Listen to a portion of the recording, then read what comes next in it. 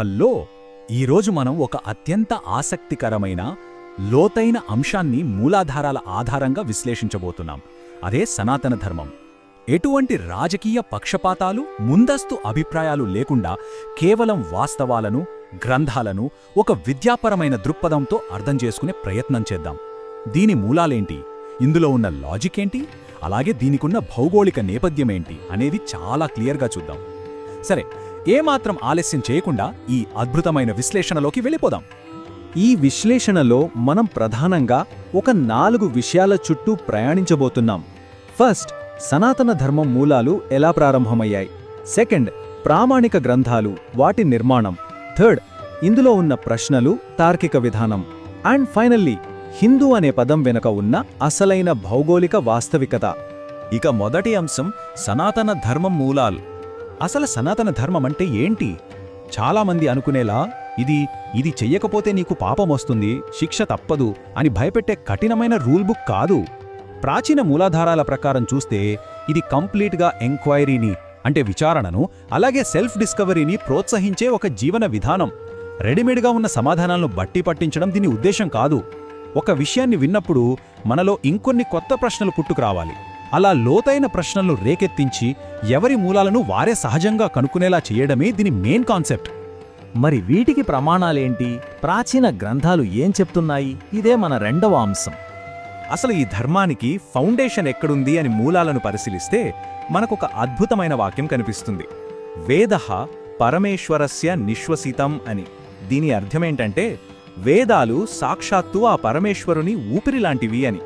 అంటే సనాతన ధర్మానికి అల్టిమేట్ ప్రూఫ్ లేదా తుది నిర్ణయం వేదమే అన్నమాట. ఇది మనుషులు కూర్చొని రాసిన ఒక సిద్ధాంతం కాదని, విశ్వంలో సహజ సిద్ధంగా ఉన్న జ్ఞానమని ఈ గ్రంథాలు చాలా స్పష్టంగా స్థిరపరుస్తున్నాయి. ఇక్కడ్నుంచే అసలైన పునాదులు మొదలవుతాయి. ఈ జ్ఞానం ఒక తరం నుంచి ఇంకో తరానికి ఎలా ప్రవహించిందో చూస్తే నిజంగా ఆశ్చర్యం వేస్తుంది. ఇదొక perfect logical system. First base వచ్చి శృతులు, అంటే వేదాలు. వాటి ఆధారంగా మహర్షులు ప్రాక్టికల్ గైడ్లైన్స్ రాశారు, అవే స్మృతులు. ఆ తర్వాత ఆ లోతైన జ్ఞానాన్ని సామాన్యులకు కూడా ఈజీగా అర్థమయ్యేలా పెద్ద పెద్ద కథల రూపంలో ఎక్స్పాండ్ చేశారు, అవే పురాణాలు. ఇక ఫైనల్ స్టెప్ వచ్చేసి ఇతిహాసాలు, అంటే చరిత్రలు, వాస్తవంగా జరిగిన విషయాలను గ్రంథస్థం చేయడం అన్నమాట. ఇది చాలా క్రమబద్ధమైన నాలెడ్జ్ ట్రాన్స్ఫర్ సిస్టమ్.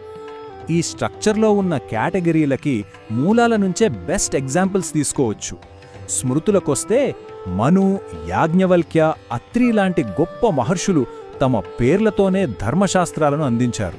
ఇక అగ్ని, వరాహ, భవిష్య లాంటివి అష్టాదశ పురాణాల్లో కొన్ని. అలాగే ఇతిహాసాలు అంటే మనందరికీ బాగా తెలిసినవి వాల్మీకి మహర్షి రచించిన రామాయణం, వ్యాస మహర్షి అందించిన మహాభారతం. ఈ విశాలమైన ఫ్రేమ్వర్క్ చూస్తేనే అర్థమవుతుంది ఈ సంస్కృతి యొక్క మేధో సంపద ఎంత గొప్పదో గదా. ఇదంతా విన్నాక అయితే ప్రతిదానికి మనం బుక్స్ మాత్రమే రెఫర్ చేయాలా అని డౌట్ రావచ్చు. లేదు, మూలాలు ఇంకో 2 అద్భుతమైన మార్గాలను కూడా సూచిస్తున్నాయి. మొదటిది శిష్టాచారం, అంటే సమాజంలో గొప్పగా, ధార్మికులుగా జీవించే పెద్దల ప్రవర్తనను గమనించి ఫాలో అవ్వడం. రెండవది చాలా ఇంపార్టెంట్ పాయింట్, అంతరాత్మ. ఏది కరెక్ట్, ఏది రాంగ్ అని చెప్పే మన లోపలి స్వరం ఉంటుంది కదా, ఆ ఇన్నర్ వాయిస్ని వినడం కూడా ధర్మానికి ఒక బలమైన ప్రమాణమే అని చెబుతున్నాయి. ఇప్పుడు మన మూడవ అంశం, ప్రశ్నలు మరియు వాటి వెనక ఉన్న తర్కం లేదా లాజిక్. సాధారణంగా ఒక బిలీఫ్ సిస్టమ్ అంటే ఒక డాగ్మా ఉంటుంది కదా, మేం చెప్పిందే నమ్ము లేకపోతే నశిస్తావు అని భయపెడుతుంది. కానీ దానికి కంప్లీట్ ఆపోజిట్గా సనాతన ధర్మం చూపే మార్గం విచారణ. మూలాలు చాలా ఓపెన్గా చెప్తున్నాయి, మీరు లక్షలాది ప్రశ్నలు అడగవచ్చు అని. అలా గుడ్డిగా నమ్మేకుండా డీప్గా ప్రశ్నించడం ద్వారా ఎవరికి వారే సత్యమైన మూలాలను న్యాచురల్గా తెలుసుకుంటారు. ఈ ఫిలాసఫీని మరింత బలంగా చెప్పడానికి మూలాలు మనకు మహాభారతాన్ని ఒక ఎగ్జాంపుల్గా చూపిస్తున్నాయి. భగవద్గీతను మనం ఒక పవిత్ర గ్రంథంగా చూస్తాం కదా, కాని అందులో అర్జునుడు ఏం చేశాడో గమనించాలి. యుద్ధభూమిలో కృష్ణుడు చెప్పాడని ఆర్డర్స్ ఫాలో అయిపోయాడా? లేదు కదా. తనని తాను లక్షలాది ప్రశ్నలు వేసుకున్నాడు. ఇక్కడ మనం హైలైట్ చేసుకోవాల్సిన బ్యూటిఫుల్ పాయింట్ ఒకటుంది. ఎవరైనా మిమ్మల్ని ప్రశ్నలు అడగొద్దు అని భయపడుతున్నారంటే వారి పునాది చాలా వీక్గా ఉందని అర్థం. కాని ఇక్కడ మూలాలేం చెప్తున్నాయంటే ఏ ప్రశ్న ఎప్పటికీ తప్పు కాదు, కేవలం సమాధానాలు మాత్రమే తప్పు కావచ్చు అని. వావ్ కదా. ఒకవేళ మనవైపు సత్యముంటే ఎన్ని లక్షల ప్రశ్నలైనా అది తట్టుకుని నిలబడుతుంది. రాబోయే భవిష్యత్తులో గాల్లో ఉండే ఊహాజనిత పరిష్కారాల కంటే ఇలాంటి ప్రాక్టికల్ అండ్ లాజికల్ సొల్యూషన్స్ కోసమే మనుషులు వెతుకుతారు. ఫైనల్గా మన 4వ అంశం, హిందూ అనే పదం వెనుక ఉన్న భౌగోళిక గుర్తింపు. మనలో చాలామంది హిందూ అనేది ఒక మతం అనుకుంటారు కదా, కానీ ప్రాచీన మూలాలను కనుక మనం కరెక్ట్గా స్టడీ చేస్తే అదొక విదేశీ భావన అని, వాస్తవానికి అదొక భౌగోళిక గుర్తింపు అని స్పష్టమవుతుంది.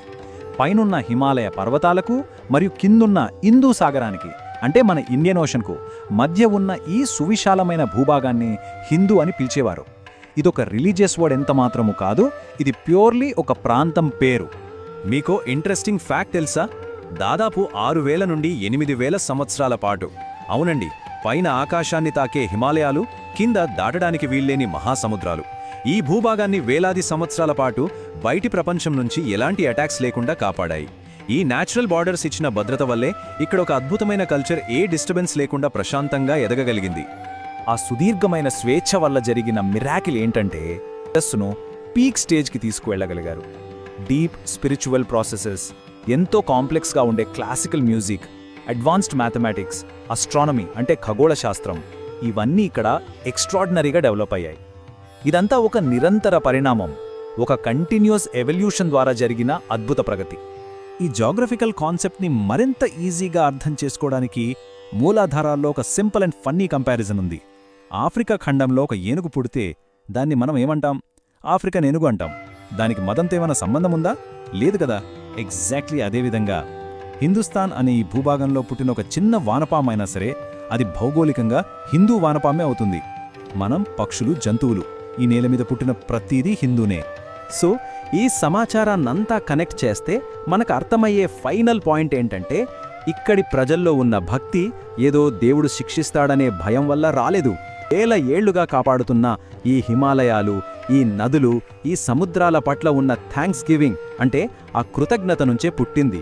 ఎందుకంటే ఆ ప్రకృతి లక్షణాలే లేకపోతే ఇంతటి తార్కికమైన ప్రశ్నించే తత్వమున్న ఈ సంస్కృతి ఇన్నేళ్లుగా సర్వైవ్ అయ్యేదే కాదు.